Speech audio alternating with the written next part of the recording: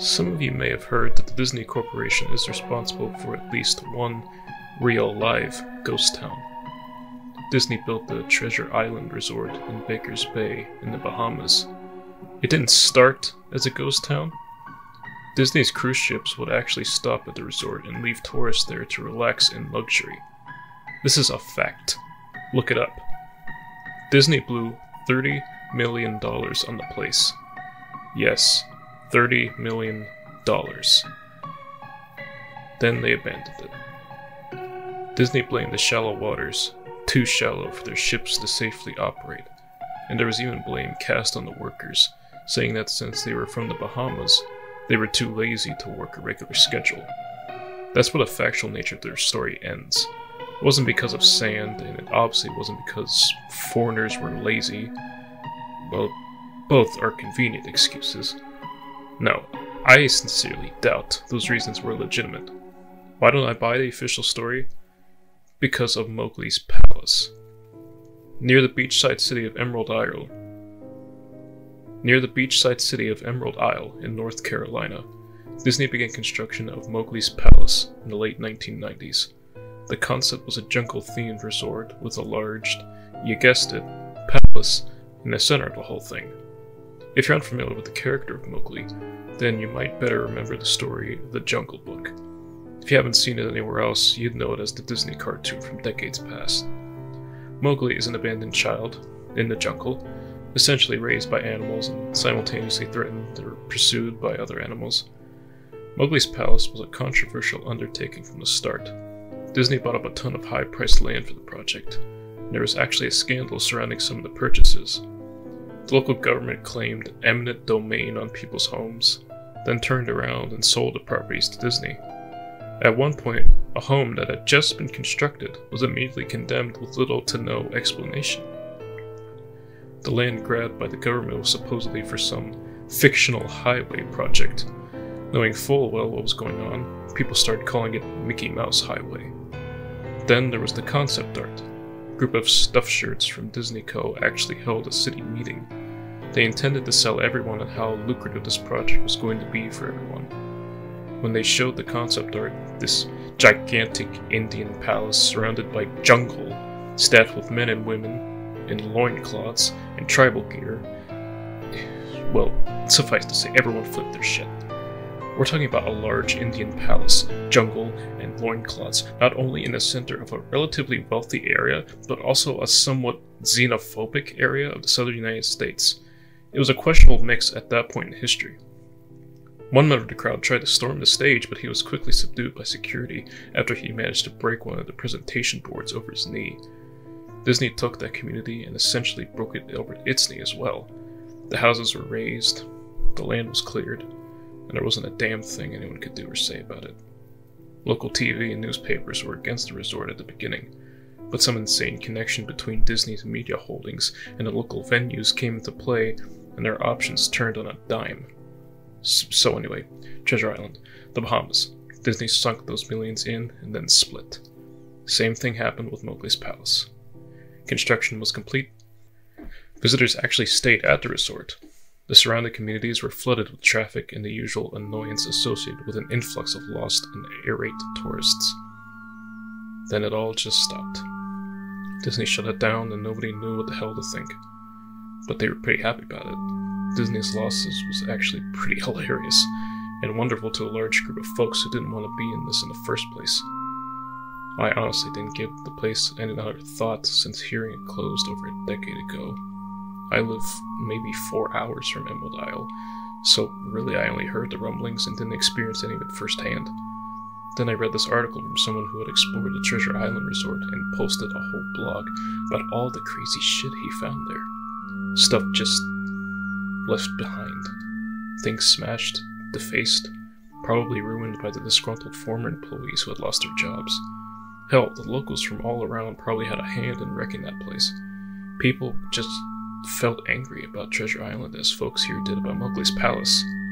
Plus, there were rumors that Disney had released their aquarium stock into the local waters when they closed, including sharks, who won't want to take a few swings at some merchandise after that. Well, what I'm getting at is this blog about Treasure Island got me thinking. Even though many years had passed since its closing, I figured it might be cool to do some urban exploration at Mowgli's palace. Take some photos, write about my experience, and probably see if there was anything I could take home as a memento. I'm not going to say I wasted no time in getting there, because honestly it took me another year after I first found that Treasure Island article to get around to going up to Emerald Isle. Over the course of that year, I did a lot of research on the Palace Resort. Or rather, I tried to. Naturally, no official Disney site or resource made any mention of the place. That had been scrubbed clean. Even odder, however, was that nobody before myself had apparently thought to blog about the place or even post a photo. None of the local TV or newspaper sites had one word about the place, though that was to be expected since they had all swung Disney's way. They wouldn't be out there lauding their embarrassment, you know. Recently, I learned that corporations can actually ask Google, for example, to remove links from search results. Basically for no good reason. Looking back, it's probably not that nobody spoke of the resort, but rather their words were made inaccessible.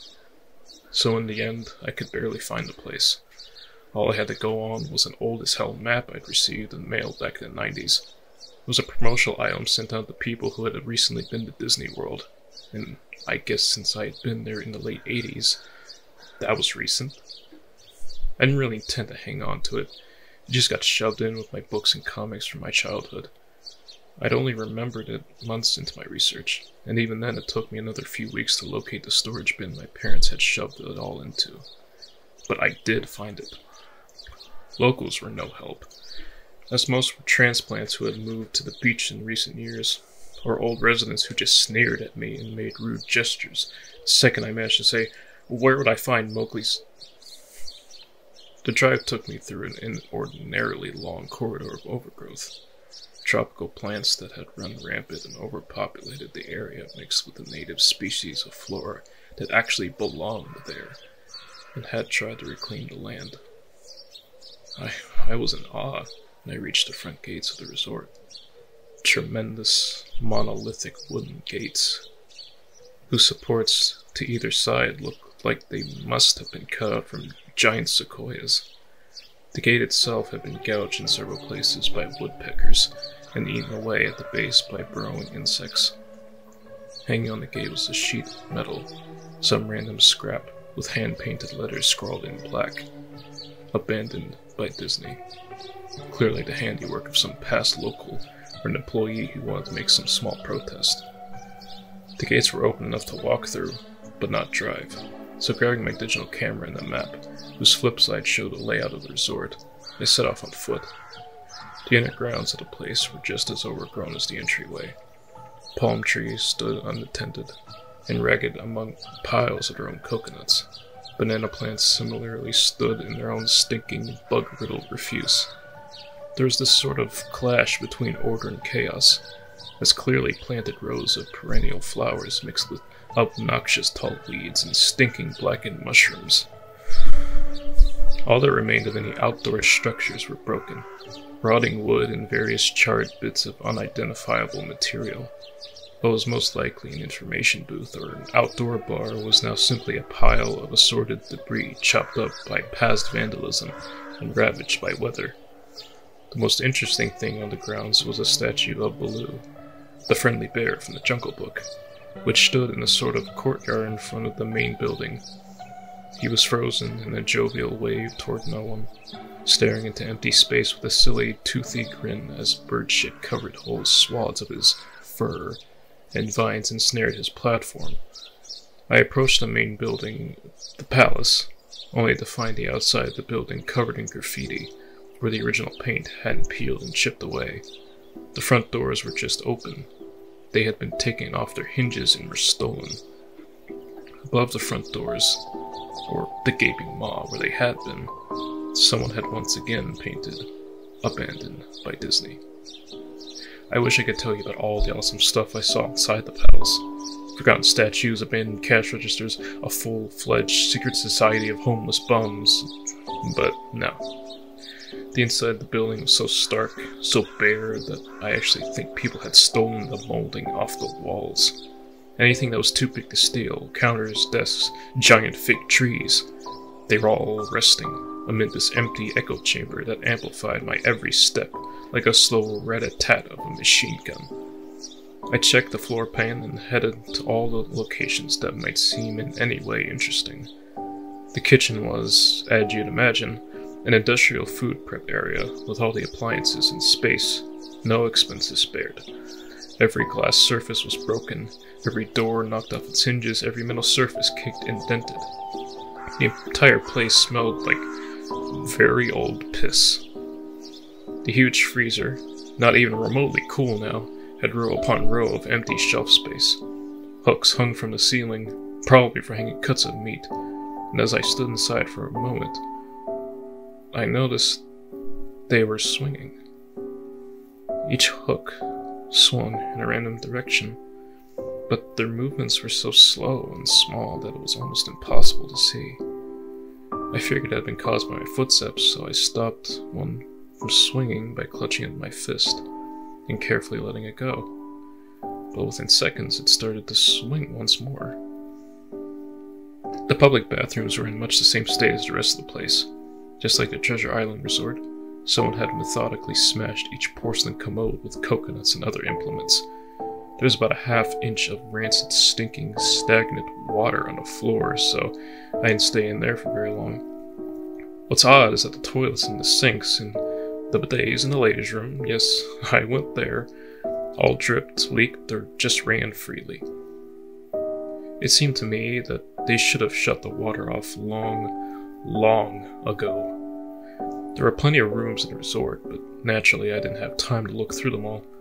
The few I did peer into were similarly wrecked. I didn't expect to find anything there. I thought there was actually a television or a radio in one room, as I really think I heard a quiet conversation coming out. Though it was like a whisper, or probably my own breathing echoing in the silence, or just in the case of the sound of flowing water playing tricks on the mind. This is what it sounded like. I didn't believe it. Wes, I didn't know that. I didn't know that. Your father told you. What?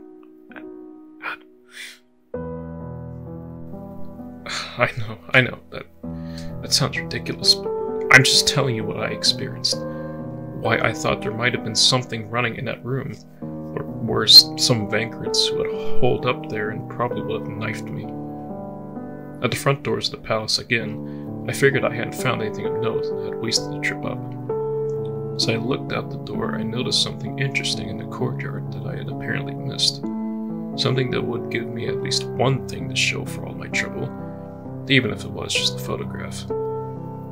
There was a lifelike statue of a python, maybe 8 feet long, coiled up and sunning itself on a pedestal right in the center of the area. It was almost time for the sun to start setting, so the light fell onto the object in the perfect way for a photograph. I approached the python and snapped a photo. Then I stood on my toes and snapped another. I moved closer again to get the detail of its face. Slowly, casually, the python lifted its head, looked directly into my eyes, turned and slithered off the pedestal, across the grass and into the trees. All 8 feet of it. Its head long disappeared into the woods before its tail even left the sunning spot. Disney had released all their exotic animals onto the grounds. Right there on my floorplan map was the reptile house. I should have known. I'd read about the sharks at Treasure Isle, and I should have known they'd done this. I was dumbfounded, just utterly stupefied. My mouth must have been hanging open for the longest time before I came back down to earth and snapped it shut. I blinked a few times and backed away from where the snake had been, back toward the palace. Even though it was totally gone, I still wasn't taking any chances and backed my way into the building. I took a few deep breaths and slapped my own face to get myself right in the head again after that. I looked for a place to sit down, as my legs were feeling a bit like jelly at this point. Of course, there was no place to sit down unless I wanted to recline on the broken glass and dead leaf carpet or haul myself up onto a desk of questionable reliability. I had seen some stairs near the palace's lobby and decided to go have a seat there until I felt better. The staircase was far enough away from the front of the building to be relatively clean, save for a startlingly accumulation of dust. I pulled a wedge of metal off the wall, once again painted with the abandoned by Disney motto I'd become accustomed to. I placed the wedge on the stairs and sat on it to keep at least somewhat clean. The stairway led downward, below ground level.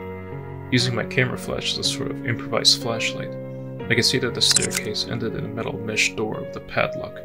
A sign on the door, a real sign, read, "Mascots only. Thank you." This perked up my spirits a little bit, for two reasons. One, a mascots only area would have definitely had something interesting stuffed back in the day. Two, the padlock was still in place. Nobody'd gone down there, not the vandals, not the looters, nobody. This was the one place I could actually explore and perhaps find something interesting to photograph or wantonly steal. I'd come to the palace essentially agreeing with myself that it was okay to take anything I wanted because, hey, abandoned. Didn't take much to bust the lock. Well, actually that's wrong. It didn't take much to bust the metal plate on the wall that the padlock was hooked to. Time and decay had done most of the work for me, and I was able to bend the metal plate enough to pull the screws out of the wall. Something nobody else had apparently thought of or hadn't been able to do at the time. The mascots only area was a startlingly and very welcome change from the rest of the building I'd seen. For one, every second or third fluorescent light overhead was illuminated, even though they flickered and faded randomly. Also, nothing had been stolen or broken, even if age and exposure were definitely taking their toll. Tables had notepads and pens, there were clocks, even a punching clock on the wall complete with filled out time cards. Chairs were scattered around, and there was even a small break room with an old static-filled television and long rutted-out food and drink on the counters. It's like one of those post-apocalyptic movies where everything is left in a state of evacuation. As I walked the maze-like sub-basement hallways of the mascots-only area, the sights just became more and more interesting.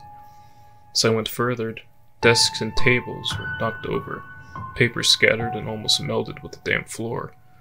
A large carpet of mold was slowly overtaking the real, rotting crimson floor covering. Everything was just sort of squishy. Anything would disintegrate into mush when I applied even the least amount of force, and clothing items hanging on hooks in one of the rooms simply fell to moist threads if I tried to unhook them. One thing that annoyed me was that the light was becoming more sparse and unreliable as I went further into the dank, suffocating depths of the place. Eventually, I reached a black and yellow striped door, with the words Character Prep 1 stenciled on it. The door wouldn't open at first. I figured this was probably where the costumes were kept. I definitely wanted to photograph that twisted, stinking mess. Try as I might, whatever angle or trick I tried, the door wouldn't budge. That is until I gave up and started to walk away. That was when there was a slight popping sound and the door creaked open slowly. Inside the room was completely dark. Pitch black. I used the camera flash to look for a light switch on the wall by the door, but there was nothing. As I made my search, I was jarred out of my sense of excitement by a loud electrical buzz. Rows of lights overhead suddenly flashed to life, flickering and fading in and out like the rest that I had passed. It took a second for my eyes to adjust, and it seemed like the light was going to just keep getting brighter until all the bulbs exploded. But just when I thought it would reach that critical stage, the lights dimmed a bit and steadied. The room was exactly as I had pictured it. Various Disney costumes hung on the walls, fully put together like strange cartoon cadavers hung from invisible nooses. There was an entire rack of loincloths and native clothes on hangers towards the back. What I found odd, and what I wanted to photograph right away, was a Mickey Mouse costume at the center of the room. Unlike the other costumes, it was lying on its back in the center of the floor like a murder victim. The fur in the costume was rotted and shedding, creating bare patches. What was even more odd, however, was the coloring of the costume. It was like a photo negative of the actual Mickey Mouse. Black where he should have been white, and white where he should have been black. And his normally red pants were light blue. The sight was off-putting enough that I actually postponed photographing the thing until last. I took a picture of the costumes hanging on the walls, upward angles, downward angles, side shots that show an entire row of frozen, putrid cartoon faces, some with plastic eyes missing. Then I decided to stage a shot. Just one of the bedraggled character heads on the slick, grimy floor. I reached for the headpiece of a Donald Duck costume and carefully removed it so the thing wouldn't fall apart in my hands. As I looked into the face of the wide-eyed, moldering head, a loud clattering sound made me jump with fright. I looked down at my feet. There, between my shoes, was a human skull. It had fallen out of the mascot head and shattered into pieces at my feet. Only the empty face and lower jaw remained, staring up at me. I dropped the duck head immediately, as you'd expect, and moved for the door. As I stood in the doorway, I looked back to the skull on the floor. I had to take a picture of it, you know? I had to. For any number of reasons that may seem silly, but only if you don't think it through. I'd need proof of what happened. Especially if Disney was going to somehow make this go away. I had no doubt in my mind, right from the start, that even if it was just gross negligence, Disney was responsible for this. This was why the resort had closed, and I was the only one outside Disney Co. who knew. Me. That's when Mickey, that photo negative, opposite Mickey, in the middle of the floor, started to get up. First sitting up, then climbing to its feet.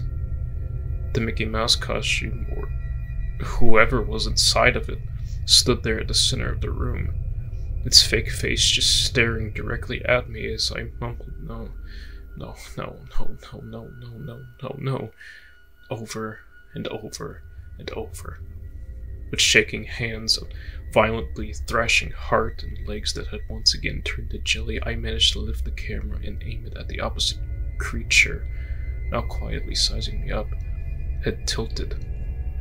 The digital camera screens displayed only dead pixels in the shape of the thing. It was a perfect silhouette of the Mickey costume. As the camera moved in my unsteady hands, the dead pixels spread, marring the screen wherever Mickey's outline moved to. Then the camera died, went blank and quiet and broken. I raised my eyes once again to the Mickey Mouse costume. "Hey!" it said in a hushed, perverted, but perfectly executed Mickey Mouse voice. "Want to see my head come off?" It started to pull at its own head, working its clumsy, glove-clad fingers around its neck, clawing impatient movements, similar to a wounded man trying to pull himself free of a predator's jaws, as it worked its digits into its neck. So much blood. So much thick, curdled, chunky, yellow blood. I turned away as I heard a sickening tearing of cloth and flesh. I only cared about getting away. Above the doorway, out of this room, I saw the final message clawed into the middle with bone or fingernails. Abandoned by God. I never got the pictures out of the camera. I never wrote the blog entry about it. After I ran from that place, I fled for my sanity, if not my very life. I knew why Disney didn't want anyone to know about this place. They didn't want anyone like me getting in. They didn't want anything like that getting out.